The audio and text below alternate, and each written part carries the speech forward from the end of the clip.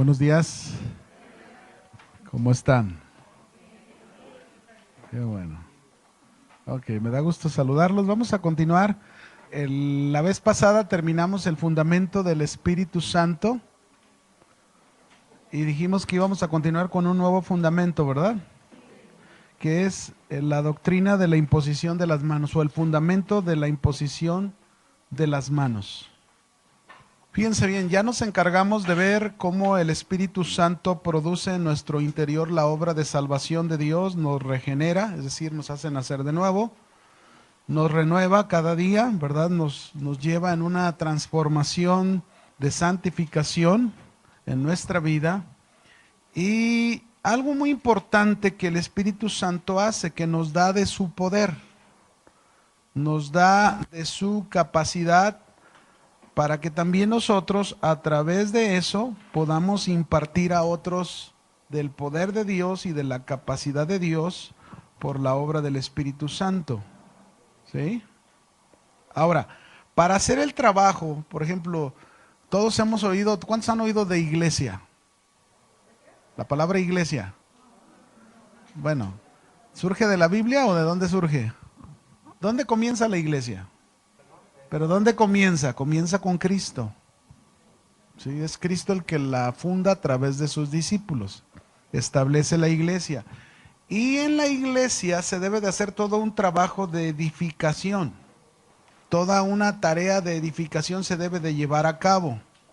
Si van conmigo a Efesios capítulo 4, vamos a ver desde aquí la importancia del Espíritu Santo y la relación que hay con la imposición de las manos, ¿no? Efesios capítulo 4, versículo 11 en adelante. ¿Lo tienen? Aquí dice, y él mismo, refiriéndose a Jesús, a Cristo, y él mismo constituyó, la palabra constituir significa establecer, hacer o formar. Y él mismo constituyó, estableció, hizo o formó. Y luego, ¿qué dice? A unos apóstoles, a otros profetas, a otros evangelistas, a otros pastores y a otros maestros. Aquí hay cinco ministerios que encontramos, que Dios les da una función a esos 5 ministerios, pero déjenme decirles, antes de darles una tarea y una función, Dios precisamente por medio del Espíritu Santo los capacita a estos ministerios, a quienes Dios se los da como dones, porque son dones ministeriales, se les llama dones ministeriales a esos 5. Dios los capacita para que ellos a su vez, capaciten a los creyentes en la obra del ministerio. Si se fijan, dice en el verso siguiente, en el verso 12, después de leer el 11, dice que Jesús estableció a estos ministerios, y luego en el 12, a fin o con el propósito de perfeccionar. En este caso, perfeccionar tiene que ver con la palabra capacitar y formar o adiestrar. Esa es la idea de aquí de perfeccionar. Con el propósito de adiestrar, capacitar, formar a los creyentes, son los santos, para la obra del ministerio. Es decir, el propósito como de una cadena, ¿no? Déjenme ver si puedo ilustrárselos. Aquí encontramos en primer lugar los 5 ministerios. Estos ministerios, ¿quién los da? Jesús. ¿Por medio de quién? Del Espíritu Santo. Estos son dones. Esto no es algo que nosotros podemos lograrlo por nosotros mismos. Es un don. Dios a uno le da un don para ser apóstol, a otro don para ser profeta, a otro don para ser maestro, a otro don para ser un pastor y a otro don para ser un evangelista. Yo no sé si a ustedes, por ejemplo, en su vida personal, algunos pasa que se les es bien fácil poder hablarle del evangelio a otra persona. Hay aquí personas que les es fácil hablar el evangelio a otras personas, que no les cueste trabajo. Levanten su mano en alto, nada más. Bueno, muchas veces eso es así porque es un don. ¿Y quién da el don? Del que ya hablamos la semana pasada, del Espíritu Santo. Él es el que da dones. Y ese don es un don que tiene que ver con el evangelismo, como lo que se llama evangelista. Por eso hay facilidad. No quiere decir que no todos debemos predicar el evangelio, pero hay unos que no les cuesta trabajo. Por ejemplo, el que me predicó a mí la palabra de Dios, él no es un pastor, pero es un excelente evangelista. Tiene una facilidad para hablar y predicarle el evangelio a una persona. Y así lo hizo con mi vida, lo hizo con Chuy García, porque también le compartió al pastor Chuy García. Y él tiene esa facilidad, ese es un don. ¿Quién lo da? El Espíritu Santo. Ahora, hay quienes tienen otro, alguien puede tener varios dones, sí, por ejemplo, el apóstol Pablo era un apóstol, era un profeta y era un maestro. Tenía esos dones que el Espíritu Santo le había dado. Él podía ejercitar en una manera con mucha facilidad estos dones que le daba el Espíritu Santo. Ahora, estos 5 ministerios tienen el propósito de ayudar a los creyentes. Es decir, aquí es donde entra mucho la función de la imposición de las manos desde aquí. Estos 5 ministerios tienen el propósito de ayudar, como leímos ahí en el verso 12, ¿se fijó? Que dice que la función de ellos es capacitar, adiestrar, formar a los santos, a los creyentes para la obra del ministerio. Esta obra del ministerio se refiere para que los creyentes aprendan a servir. O sea, el propósito de Dios no es que toda la vida te quedes en una banca calentando asiento. El propósito de Dios es que, por ejemplo, ustedes vienen a la escuela bíblica y aquí hay quienes tienen el don de maestros. Hay varios maestros que están instruyendo, enseñando. Bueno, estamos haciendo esa función. ¿Para qué? Para que los santos, dice aquí, para que los creyentes, para la obra del ministerio, es decir, que sepan desarrollar la obra o aprendan a qué, a servir. ¿A quién van a servir? A Dios. ¿Sí? Ese es el fin. El que tú aprendes para servir a Dios, claro, ese servicio, pues ya lo vamos a aprender que ese servicio comienza por tu casa. Porque si alguien viene y sirve en la iglesia, pero no sirve en su casa, pues no está bien. Porque su servicio debe partir desde su hogar. Si sirve en su hogar y sirve en la iglesia, tiene el respaldo de Dios. Y Dios está de acuerdo con esa persona. Por eso estos 5 ministerios tienen la función de preparar, adiestrar a los creyentes para que aprendan a servir. Ahora, los creyentes, ¿para qué deben aprender a servir? Aquí ya no me cabe hacia abajo porque ya no lo van a ver. Voy a borrar, ¿sí? Para poner lo que sigue después de aprender a servir. El propósito de que el creyente aprenda a servir, dice ahí el pasaje, es para la edificación del cuerpo de Cristo. Para edificar la iglesia. ¿Para qué? Fíjense qué importante es cada parte, cada uno, ¿no? O sea, se ocupan los dones ministeriales, se ocupa que se trabaje en adiestrar, capacitar a los creyentes para que aprendan a servir, para que los creyentes a la vez en su servicio hagan esta labor, edifiquen ¿a quién? A la iglesia. Ese es el propósito de todo esto. Ahora, para ese hacer la función de los ministerios, los dones que Dios dé, y para que se sirva bien y para que se edifique a la iglesia, cualquiera de las 3 cosas, necesitamos conocer y entender muy bien, porque aquí es donde entra la importancia de este fundamento, el fundamento de la imposición ¿de qué? De las manos. Las manos, mis hermanos, las manos, son consideradas en la Biblia. Las manos son consideradas en la Biblia con un significado profundo e importante. Con un significado profundo e importante. Con las manos, mis hermanos, damos cosas, ¿no? Por ejemplo, las que son mamás y sus hijos van a la escuela, ¿qué es lo primero que hacen en las mañanas? ¿Qué hacen? Los visten, les hacen desayuno, ¿no? ¿Y qué usan para hacer todo eso? Las manos, ¿verdad? Algunos, por ejemplo, otros, se van a trabajar. ¿Y qué utilizan en su trabajo? ¿Qué utilizan? Las manos también. Las manos, mis hermanos, son un símbolo de fuerza y poder. Son un símbolo de fuerza y poder. Pero también, mis hermanos, fíjense bien, es por medio de las manos,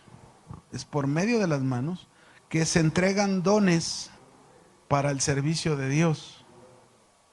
Vamos a ver algunos ejemplos en la Biblia de cómo Jesús, que es el Señor, usó sus manos como este fundamento es muy importante, pero es un fundamento que va ligado a todos los fundamentos que ya hemos visto.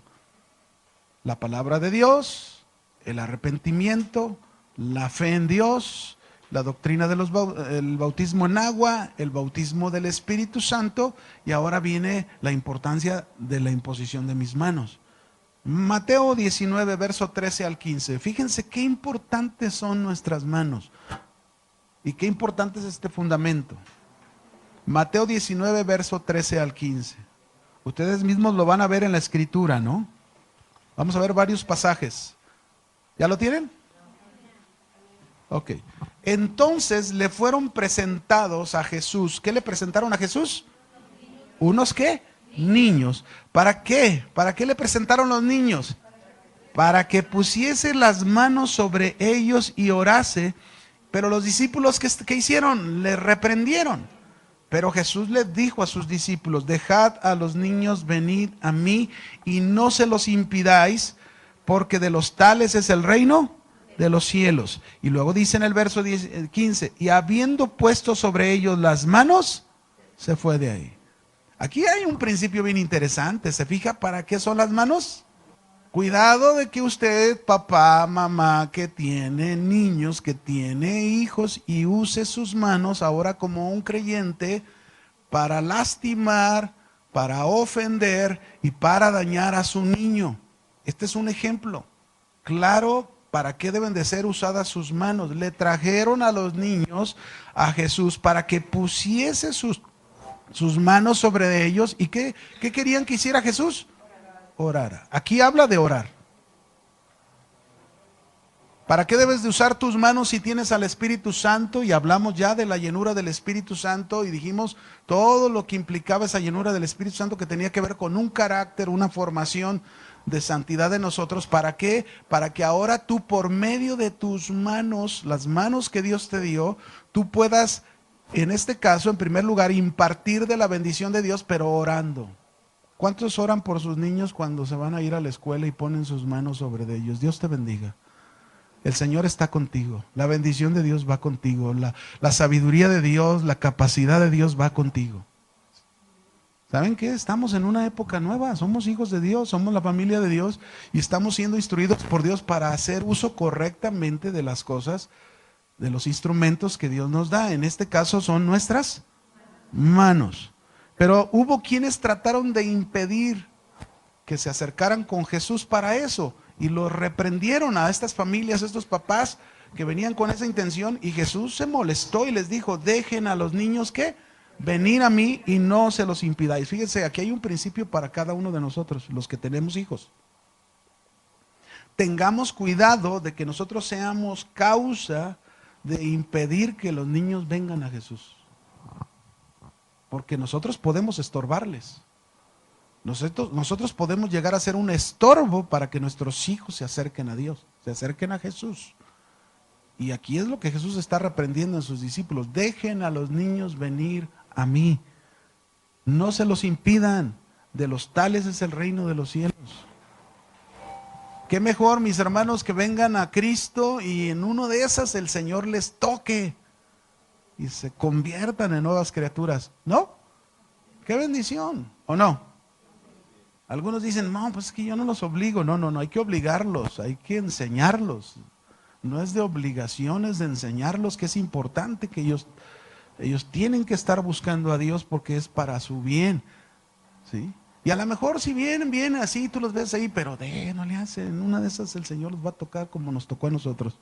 Amén. Marcos 5, verso 22. Otro ejemplo. Mire, aquí está otro ejemplo. Marcos 5, verso 22 al 28. ¿Lo tienen? Y vino uno de los principales de la sinagoga llamado Jairo, Y luego que le vio a Jesús, se postró a sus pies y le rogaba mucho diciendo: mi hija está agonizando. ¿Y qué le pidió este hombre a Jesús? Ven y pon las manos sobre ella para que sea salva y vivirá. Fue pues Jesús con él y le seguía una gran multitud. Ay, Jesús, es que aquí voy a voltear un poquito así, porque se nos vicia aquí con él. Y entonces dice que una multitud le seguía y le apretaban, pero una mujer que desde hacía 12 años padecía de flujo de sangre y había sufrido de muchos médicos y gastado todo lo que tenía y nada había aprovechado, antes le iba peor, cuando oyó hablar de Jesús, fíjense cómo el mensaje de Jesús siempre va a ser de mucho beneficio para la gente, dice, vino por detrás entre la multitud. ¿Y qué hizo la mujer? Tocó su manto, porque decía, si tocare tan solamente su manto, seré salva. Y así fue. O sea, aquí hizo Jesús una doble labor. Por un lado, una mujer que se encontró, él iba rumbo a la casa de este hombre llamado Jairo, que su hija estaba gravemente enferma, que inclusive por haberse entretenido con esta mujer en el camino, vinieron y le dieron el anuncio que su hija había muerto, que ya no molestara más al maestro. Pero Jesús fue y con sus manos puestas sobre su hija, resucitó a su hija. La levantó de entre los muertos. Fíjense qué importante es la imposición de las manos. ¿Y quién nos está enseñando eso? Jesús. La importancia de las manos. Vamos a otro pasaje, Marcos 6:2. Marcos capítulo 6, versículo 2. ¿Listos? Y llegando el día de reposo, comenzó a enseñar en la sinagoga, y muchos oyéndole se admiraban y decían: ¿de dónde tiene estas cosas? Refiriéndose a Jesús. ¿Y qué sabiduría es esta que le es dada? Y estos milagros que por sus manos son hechos. ¿Quieres ver milagros? ¿Quieres ver milagros o no? Milagros de Dios. No dejes de poner tus manos. No dejes de orar. Pero pon tus manos y cree. Es todo. Y el que va a obrar no eres tú. El que va a obrar, ¿quién es? Dios. Porque solamente lo único que hay que hacer es poner las manos y creer. ¿Sí? Es todo. Marcos 8, versos 23 y 26. Y si hay un milagro y si hay una sanidad porque pusiste las manos, tampoco te creas la divina garza, porque no fuiste tú. Debemos entenderlo. Marcos 8, verso 23. ¿Quién fue el que lo hizo? Dios, pero usando la impartición de las manos. Marcos 8, 23. ¿Lo tienen? Vino luego a Betsaida y le trajeron un ciego y le rogaron que le tocase otra vez manos, ¿verdad? Entonces, tomando la mano del ciego, le sacó fuera de la aldea y escupiendo en sus ojos. Jesús hizo cosas que a veces pues son raras, pero él sabía lo que hacía, ¿no? Dice, y le puso las manos encima y le preguntó si veía algo. Y note, este caso es bien curioso, porque dice, él mirando dijo: veo los hombres como árboles, pero los veo que andan. Yo hubo un tiempo que así veía a los hombres. Yo los veía como zoológico, ¿verdad? Ya veía la jirafa, ya veía el elefante. Cuando no veía bien, hubo un tiempo en que pues la vista se ve. Este hombre veía árboles, ¿verdad?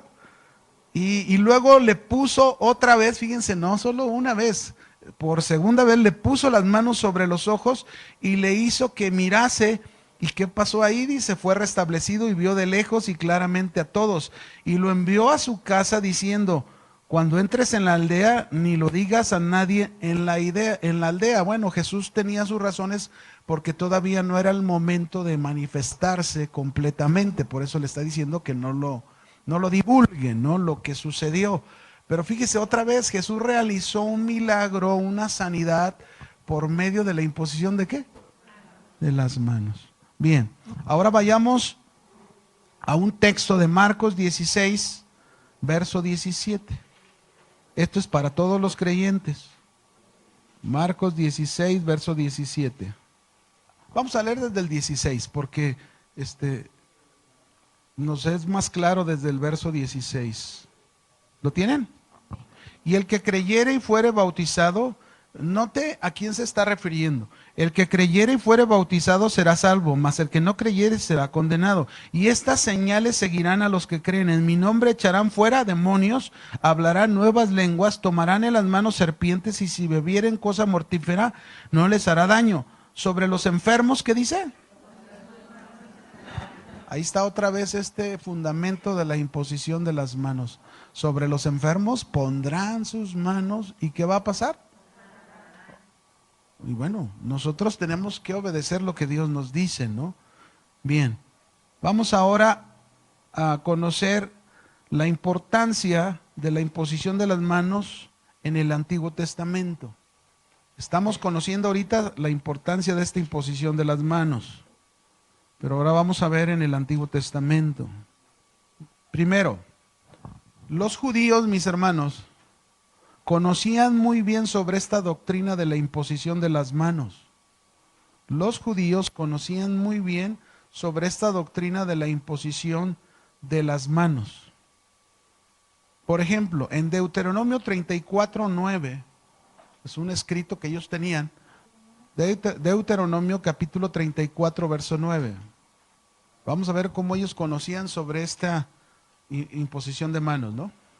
¿Lo tienen?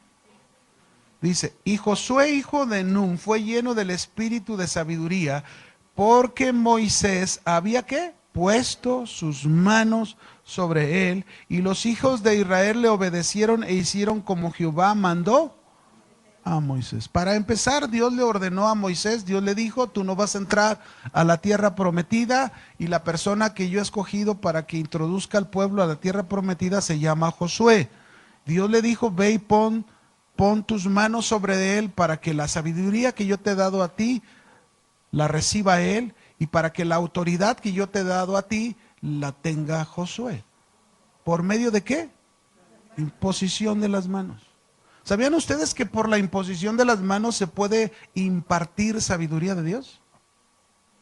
Un hombre de Dios lleno de sabiduría. Yo recuerdo al hermano Pablo Hunter, nosotros cuando él iba a alguna reunión de pastores, en alguna ocasión, Dios movió de tal manera que él imponía sus manos, orando por nosotros, orando por sabiduría, y nos impartía y nos hablaba sabiduría, revelación, hermanos, sabiduría, y se imparte. Este es un medio para impartir, y lo vemos en la Biblia. No es algo que usted diga, usted puede impartir, si usted tiene sabiduría de Dios, puede impartirla a su hijo, o puede impartirla a una persona cuando ora por ella, pero si usted la tiene.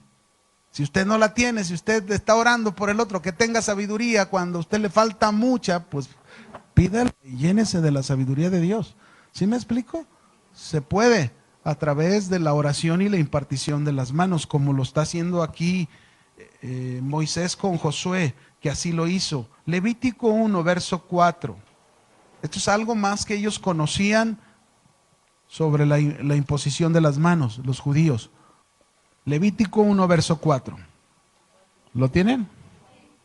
Dice ahí, y pondrás tu mano sobre la cabeza del holocausto y será aceptado para la expiación suya.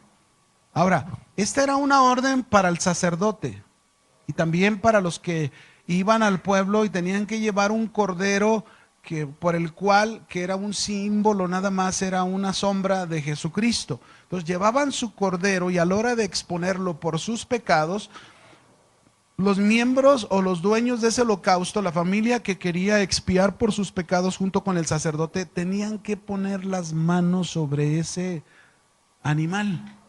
Y eso era un símbolo, aquí lo estás viendo, dice, pondrás tu mano sobre la cabeza del holocausto y será aceptado para la expiación, es decir, de sus pecados, para el perdón de sus pecados. Pero ¿cómo tenían que hacerlo? Hagan de cuenta, es como si en ese caso ellos estaban experimentando una impartición de sus pecados hacia ese animal simbólico. Pero ellos tenían que creerlo y hacerlo. Si lo hacían así, entonces por ese acto de fe que le están creyendo y obedeciendo a Dios, Dios estaba por el momento perdonando sus pecados. Usted acuérdese que el perdón definitivo de nuestros pecados, porque esos animales no eran perfectos, Por eso ofrecían una y otra vez, porque no quitaban los pecados. El único sacrificio perfecto que quita los pecados, ¿quién es? El de Cristo. Ahora nosotros no tenemos que poner las manos sobre Cristo, las manos naturales, pero sí tenemos que poner las manos de la fe en Cristo Jesús. ¿Sí me explico? Pero eso es importante, eso es lo que ellos sabían. Vamos a otro, Génesis 48. Génesis capítulo 48, verso 14. Está aquí Jacob, que se llamaba Jacob y luego le cambiaron su nombre a Israel, ¿se acuerda?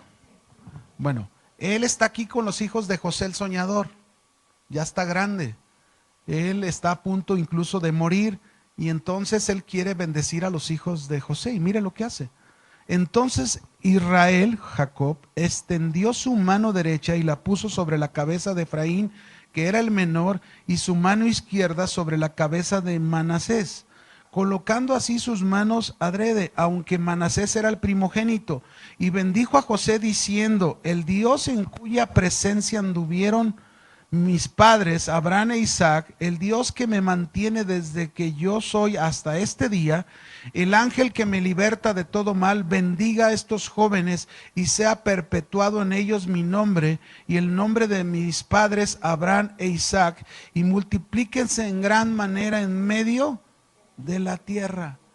Fíjense, ¿qué hizo este hombre con las manos? Impartió su bendición. Y esta bendición no era cualquier bendición, porque lo que estaba haciendo Jacob, Israel, era estar impartiendo la promesa de Dios que Dios le había dado a Abraham, que Dios le había dado a Isaac, que se la había dado a Jacob. Ahora él la estaba impartiendo sobre los hijos de José, que serían parte de esa bendición. Entonces, qué importantes son nuestras manos, mis hermanos.